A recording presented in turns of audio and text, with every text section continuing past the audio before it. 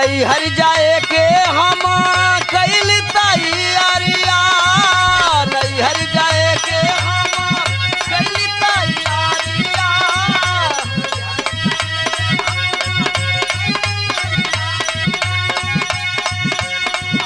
नैहर जाए के हम कैल तैयारिया गाड़ी लेके अइले हमारी भैया हो गाड़ी लेके अइले हमारी भैया हो अचर से मुहवा अचर से मुहवा तो पी के रोवे लगल सैया अचर से मुहवा तो पी के रोवे लगल सैया अचर से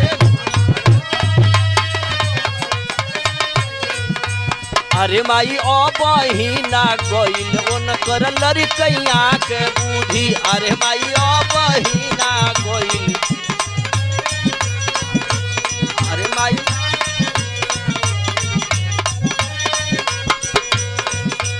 अरे माई गोरी आप चढ़ गइल हमसे पहले कूदी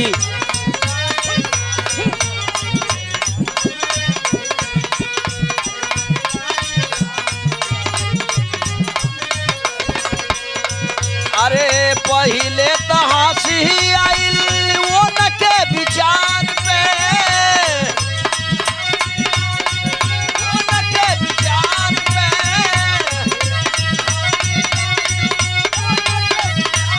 बात हमरो आवेले रोवैया हो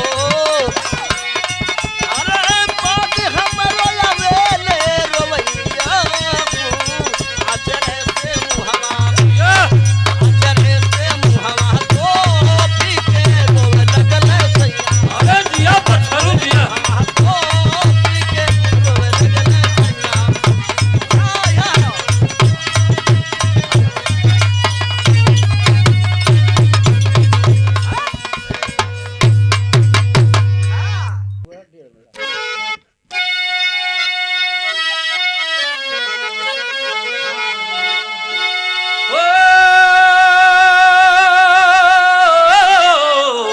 ओ राम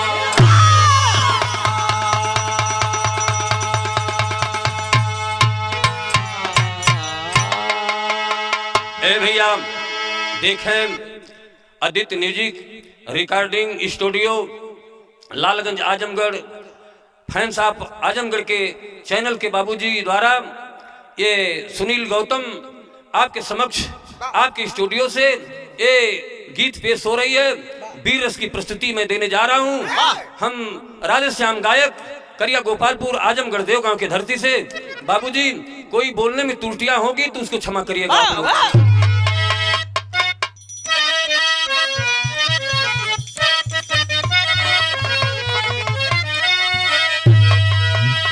के जंग जो से जवानी के जौहर गजल कब कहाँ किसी पे कैसे कहरी बनी के टूटी अरे वाह सिंह को जब भीगी दड़ी चुनौती दिया अरे ताल ठोका गई है खहर में दनी हस्तियां मिट गई बस्तियां जल गई बनी गई है जवाहर अमर लेखनी।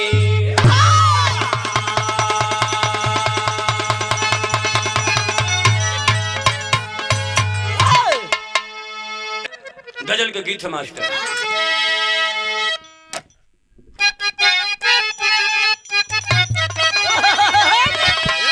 अरे मरने वाले अरे मरने वाले अरे मर जाते हैं मरने वाले मर जाते हैं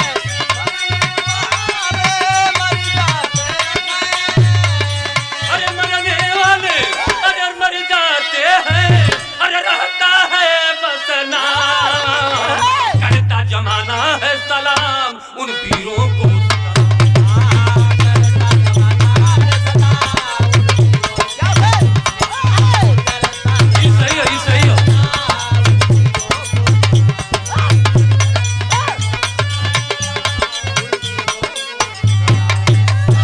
अरे फूलों से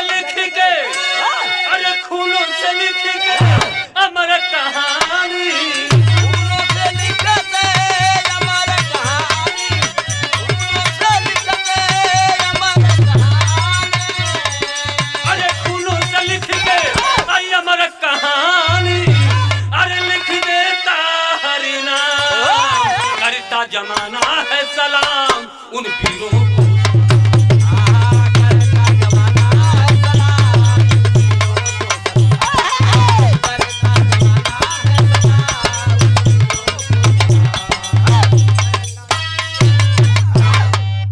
गाना शेर की लाइन हो,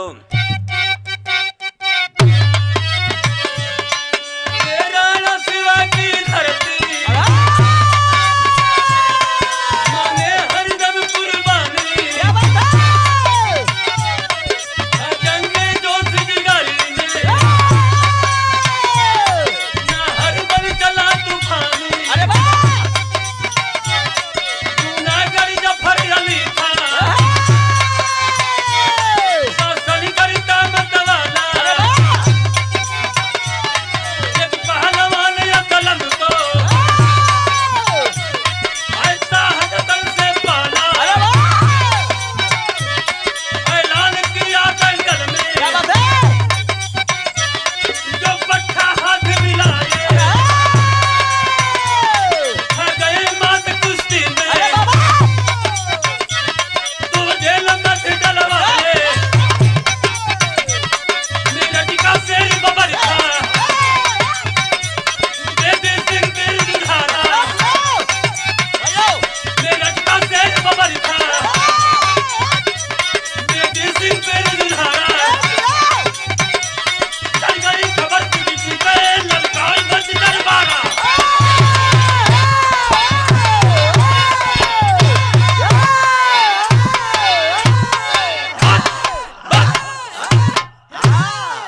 ए भैया ढोलकिया फूट जाई।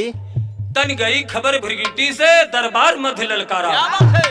ए भैया इतनी जब बात सुनल बाम बेदी पहलवान के सुनाइल, ए बाबू की ऐलान कर दिया कि असलम पहलवान को जो पटक देगा, शाह ऐलान किया कि असलम को जो पटक देगा उसको राजपाट आधा दे दूंगा। वाह वाह वाह।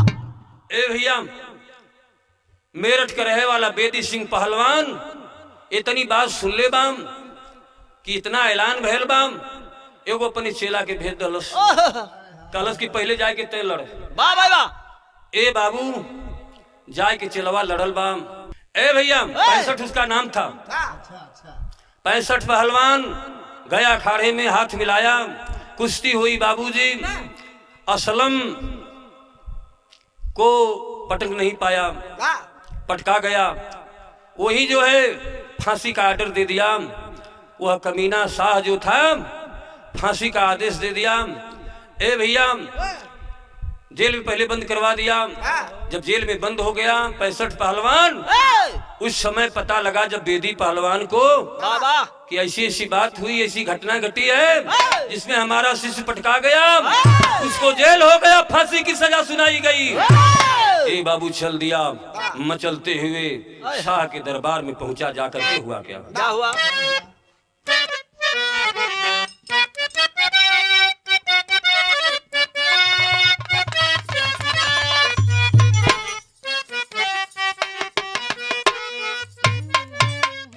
यह मास्टर लाइन रहना है के चिट्ठी लिखतान,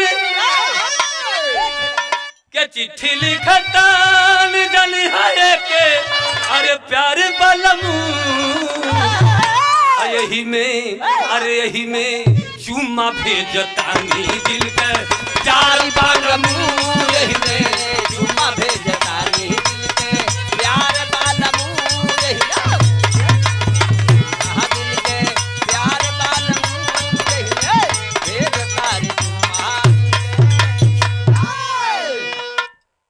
ए भैया ई तो तर्जबा, लेकिन बेदी पहलवान जो सुनलस ते कैलस का के सुन के सीना के, अरे सुन के सीना के अरे कहले बा अरे ताना से रवा रे कैसे, अरे कैसे जई है हमारे देशवा के शान से रवा, कैसे जय हमरे देशवा के शान से रवा, कैसे जय हमरे देशवा के शान से रवा, कैसे जय हमरे देशवा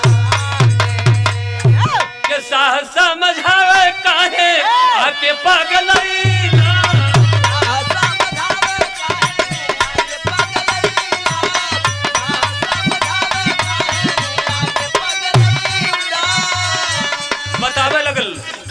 65 वाली हाल होई, अरे 65 वाली हाल होई, काहे के भुलाई ना।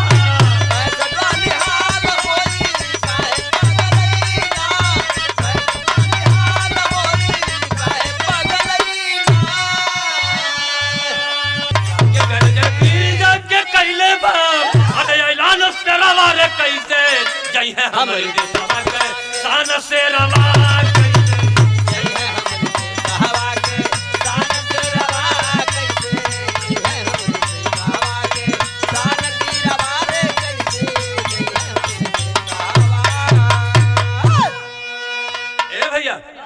गरज पड़ल बाम चल रहले बाम, बेदी पहलवान जाके शाह के दरबार में गरज पड़ा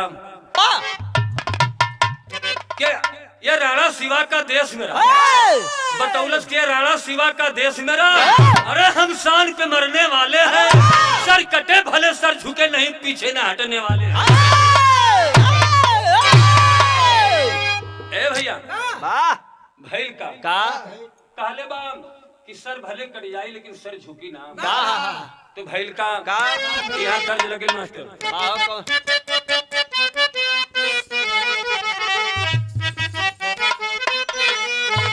ए भैया जब तैयारी बना ले बाम, ऐलान करके चल दिया, ओ हर बहिन बिनती करत बाम, अर्जू करत बाम कि अरे भैया भैया जईबा 65 वाली हाल हो जाई, देश बहुत गर्थ में बाम, बहुत लोग मरा जी हैं, ई पापी शाह का अत्याचार चलत बाम, आपसे बढ़ के क्यों दिखात ना बाम, और कम से कम रहबा तो हमने का रक्षा तो करबाम। तरस खबरदार, ये नामुमकिन है, ऐसा नहीं होने पाएगा। मैं जाऊंगा जा करके उस ऐलान को पूरा करूंगा, कोई इधर हाथ नहीं लगा पाएगा। ऐसा मत करो, देश के खातिर कुर्बान हो जाऊंगा चलेगा, लेकिन यह शब्द सही नहीं, मुझे सह नहीं जाएगा। तो कलश काम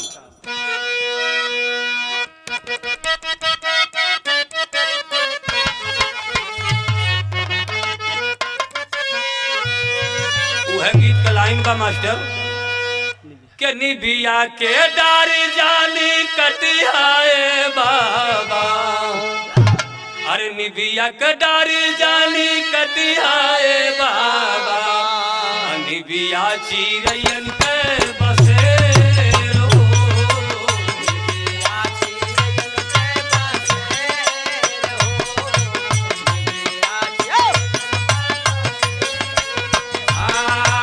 निबिया का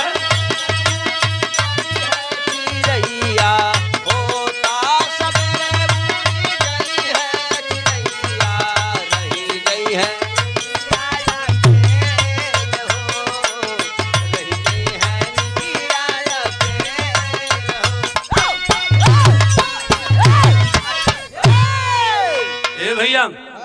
गैल बाम जा करके बेदी पहलवान अखाड़े में भांजे लगल, ये हर बहिन घरे राखी सजा के जोहत बाम भैल का के रखिया सजा के घरे जोहली मोहनिया, के रखिया सजा के घरे जोहली बहिनिया, देशवा के खातिर जाई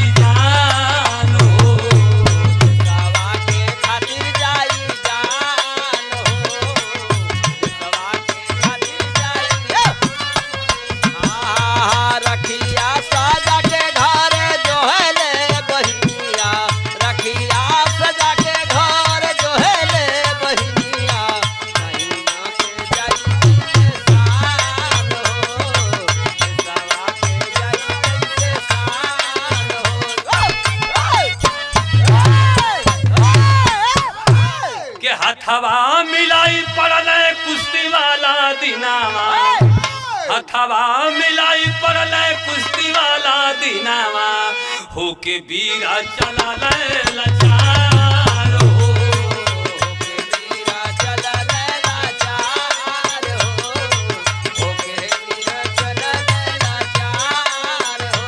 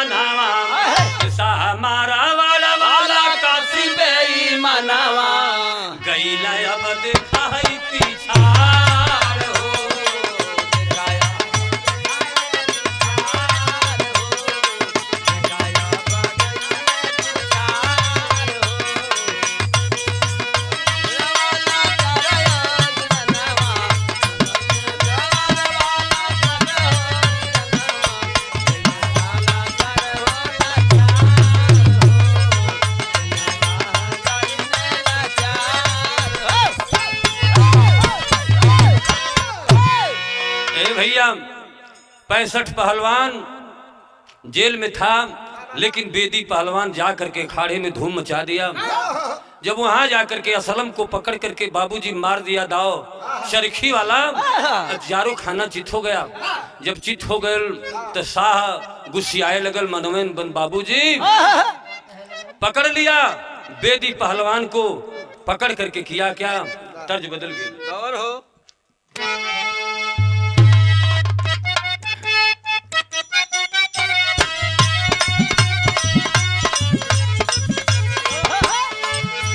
के अचारा के लाज गोरी कचरा बनवाली, अचारा के लाज गोरी कचरा बनवा, अचारा के लाज गोरी कचरा बनवा। अरे चुदरी लीलाम है बजरिया में, चुदरी लीलाम है बजरिया में, तू तो धसल बारू, तू तो धसल बारू, ए तू तो धसल बारू, तू तो धसल बारू हमारी नजरिया में, तू तो धसल बारू।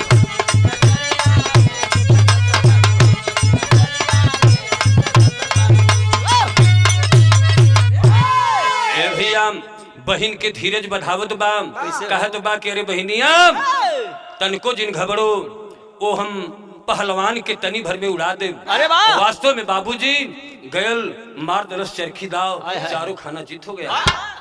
उस समय बहनिया की कहत का बात बेदी पहलवान का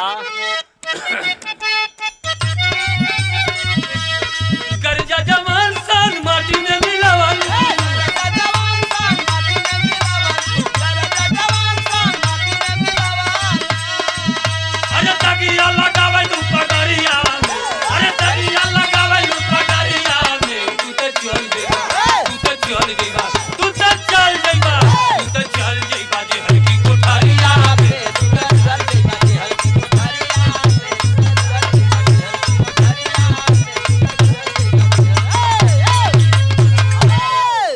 सहमरवान वाला कासिम भी बनिया,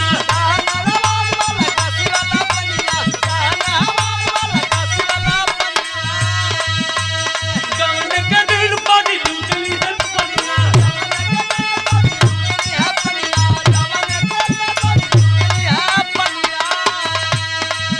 अरे तगिया लगाई है चुदरिया में, अरे तगिया लगाई है चुदरिया में, तू तो चल देगा, तू तो चल देगा, तू तो चल देगा जे हल्की कोठारिया में, तू तो चल देगा।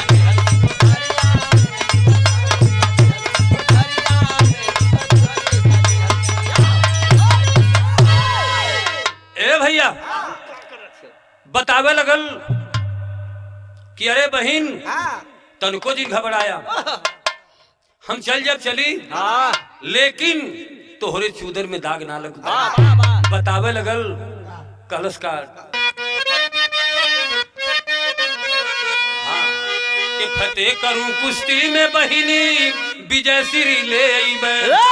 अरे खुश खुश गवना कराए, अरे हई पापी से लाज बचाईबे के ललकारा मेरे ठवाला के सरी। ए भैया ललकारा मेरे ठवाला के सरी, तसीना तान शान से चला ही देखा चारा।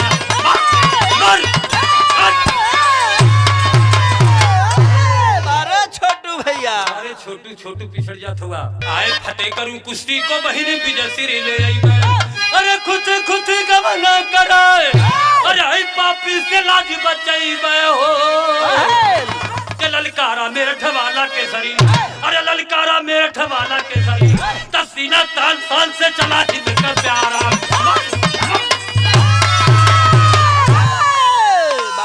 भैया चला ठीक हो। ए भैया सीना तान शान से चला हिंद का प्यारा ललकारा मेरठ वाला के केसरी। ए बाबू भैल का हो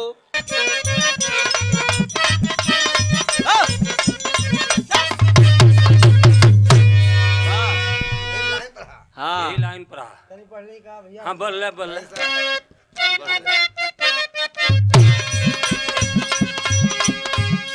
कहना बाप चौनरिया का लाई लगल कि अरे रामा रामा अरे हो मोरे रामा सुन के ना हरि तब ललकारा, सुन के ना हरि तब ललकारा, पाक प्यारा वतन हमारा, पाक प्यारा वतन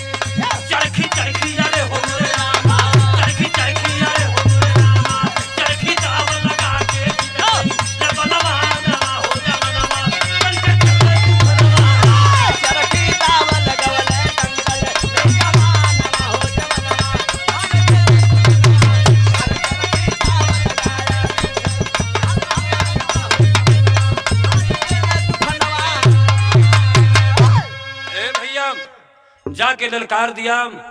उस दंगल के अंदर ए बाबू चरखी दाव लगा के जब पटकले बा असलम के वो समय 65 पहलवान जब सुन ले बा जलवे में सुना होकर गदगद भैल बा। ए भैया ए हर बेदी पहलवान को तुरंत गिरफ्तारी देनी पड़ी। शाह जो है घिरवा लिया सैनिकों से, पकड़ लिया तुरंत बाबूजी। तो हुआ क्या? हाँ भैया पापट के लाइन लगल।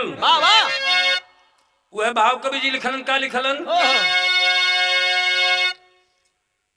के बीच अखाड़े गूंजली विजयी नारा प्यारा भारत के। अरे दंगल में असलम को दिया पिछाड़ा पारा भारत का।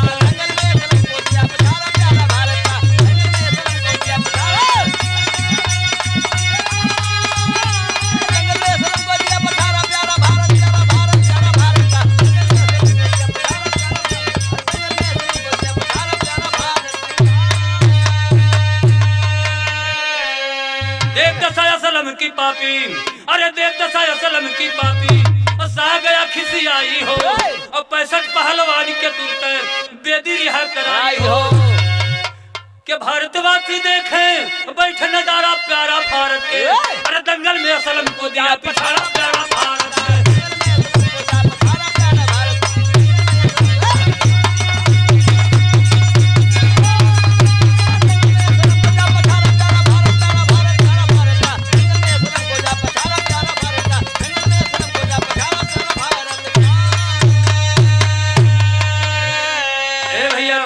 तोड़ दिया शाही गुमान को सारा प्यारा भारत के। और दंगल में असलम को दिया पिछाड़ा प्यारा भारत के। ए भैया जा करके दंगल में कुश्ती हुई, असलम को पटक दिया। ओ समैया बाबूजी जब पटकले बा पापी शाह जो है खिसियाने लगा। खिसियाइल बिल्ली खम्हा नोचे तो खिस्सा हो गई उस शाह की। जा करके बेदी पहलवान 65 पहलवान को जेल से मुक्त कराया। लेकर के घर पे आया बाबूजी। बहन इंतजार करती थी, राखी लेकर थाली में सजा करके इंतजार करती थी भाई का। तो हुआ क्या?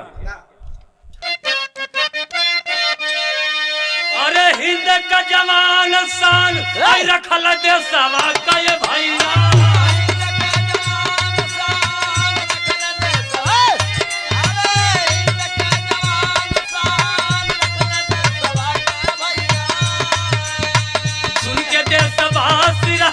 खुशियां रे मना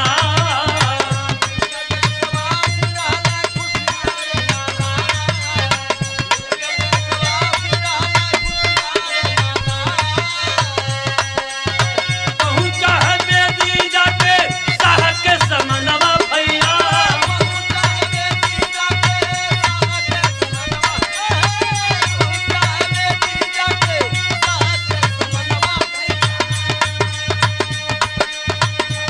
देखत रेखा बहिनी रो उबैली लिपटा।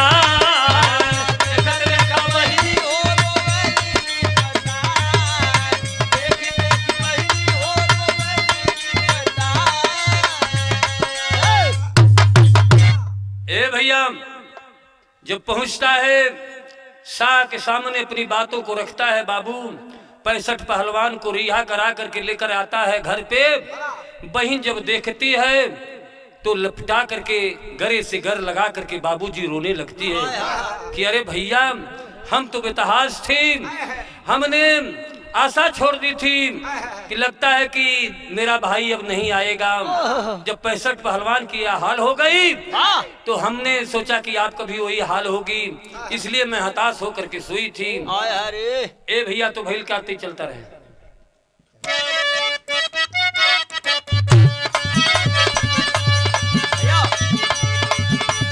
65 पहलवान चले लठिया उठा।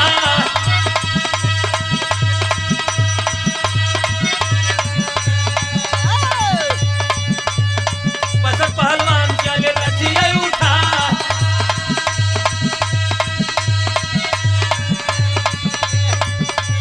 पहुंच गया जा करके शाह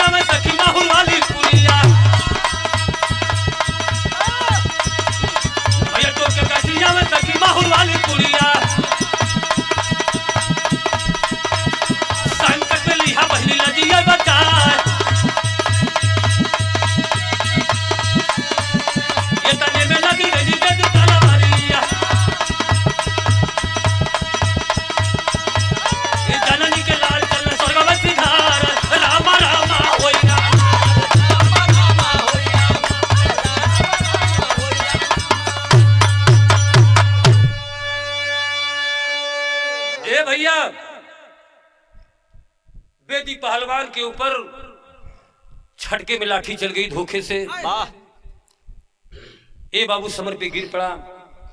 इधर 65 पहलवान लेकर के लाठी वो भी चल दिया था। सारे लोग घिरा गए। सेना जो है शाह की घेर ली। यार घरे बारात आ गई बा, बहनिया का विदाई होत बा। ए बाबू बेदी तो स्वर्ग में चला गया। 65 पहलवान बचा था। वह बेचारा असहाय हो करके बैठ करके झंकता है, कहता मेरी धर्म की बहन कैसे इस दुनिया में रहेगी, लगता है शाह मुझे भी मरवा देगा। नहीं ए बाबू बाबा इतनी बात सोचत बा, यार विदाई होत बा। यार गांव का सखी सहेली विदाई के समय पर जो है माहौर की पुड़िया टोके में गठियावत बाड़ी। कहत बाड़ी ये सखी जात हूँ, अब तो तुहार दुनिया बिखर गई। भाई भी था, वो भी चला गया इस दुनिया से। धर्म का भाई था 65 पहलवान, वो भी चला गया। अब तो कोई नहीं रह गया। डोली आपकी जा रही है। अगर मारवाड़ के लोग शाह पापी अगर आपके इज्जत के ऊपर कीचड़ उछालेगा, आपके चूतर में दाग लगाएगा, तो ये माहौर की पुड़िया खोल लेना। दयाराम भैया तनी बात कम रहे, काहे से निगाह हमारे हर जात थी, सुनात ना हुई। ए भैया माहौर का पुड़िया खोल लिया, खोल के अपन मर्यादा बचा लिया, इज्जत बचा लिया। देश का लाज तो बची गई बा, अपन लाज बचा लिया। बाबा तो भइल का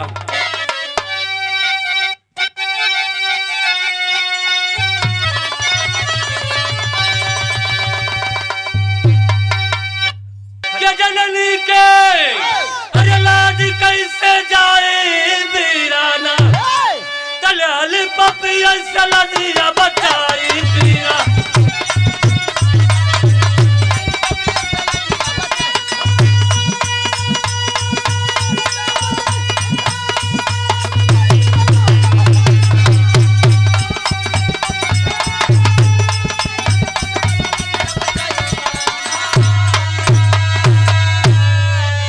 पहुंची है डोली मरिवार दारी नानामा, और सुधरा है शाह पापी, सुधरा है शाह पापी बिगड़ली माना।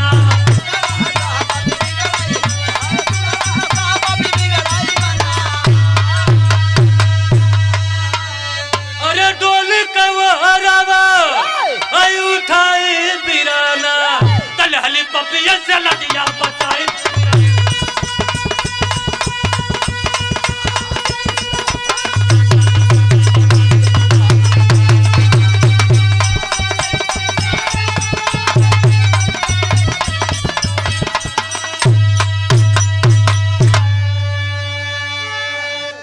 भैया नीयत बिगड़ गई शाह की। आदत पड़ी थी पहले से बाबूजी, वह जा करके डोली के पास जब पहुंचता है, डोली रुकवा देता है कहारों से। डोली रुकती है, बहन जान गई कि अब मेरी लाज बचेगी नहीं, यह शाह पापी गद्दार लूट लेगा। तो वही जो सखिया सहेलियां जो माहौर की पुड़िया गठियाई थी, उसको ध्यान में आ गई बात।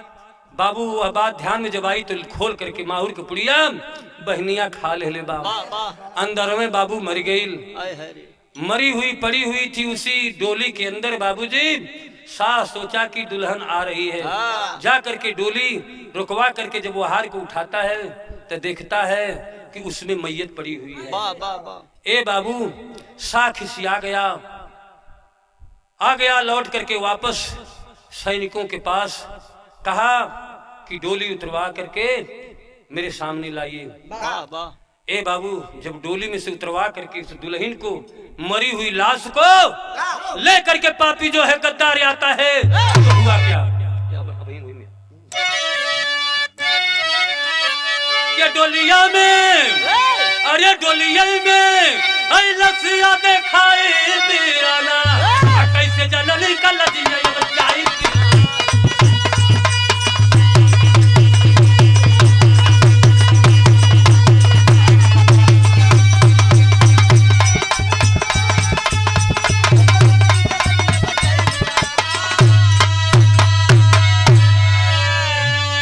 धन हो सपूती, अरे धन हो सपूती, और धन दसवा की माला, अरे सुधरा नियम को बदल डाला।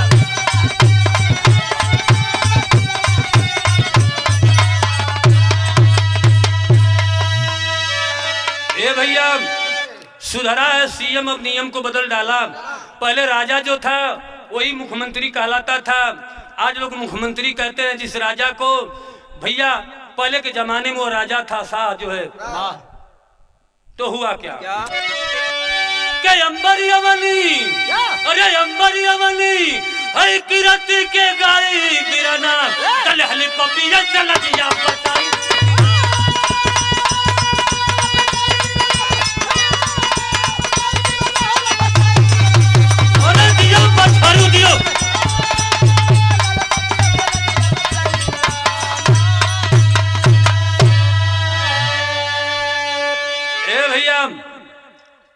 शाह जो है विचार करने लगा, जब मैयत सैनिक लेकर के सामने आए लेटा दिए तो विचार करने लगा कि बाप रे बाप, हमने अपने स्वार्थ में इस दुनिया में क्या कर डाला। किसी की बहन, किसी की माँ, किसी की बेटियां का आबरू हमने लूटा, ये ठीक नहीं हुआ। आज अगर ऐसा नहीं होता तो ये जहर खा के अबला इस जमी पे मेरे प्राण नहीं दे देती। ये बाबू सोच करके नियम को सब बदल दिया, सुधार आ गया उसमें। शाह जो है मारवाड़ का रहने वाला, बाबूजी मारवाड़ का राजा था, उसमें सुधार हो गया, विचार कर लिया, नियम को बदल दिया, अपने यहाँ का सिस्टम सब बदल दिया। क्या बात है। तो यह दशा देख करके दिमाग खुल गया बाबूजी। तो हुआ क्या अंतिम के सत्यराम गुरु नटखट बाबू नंदन की फुलवारी, अरे माले दिन कर स्वर्ग बचे, हरि शंकर हुए दुखारी।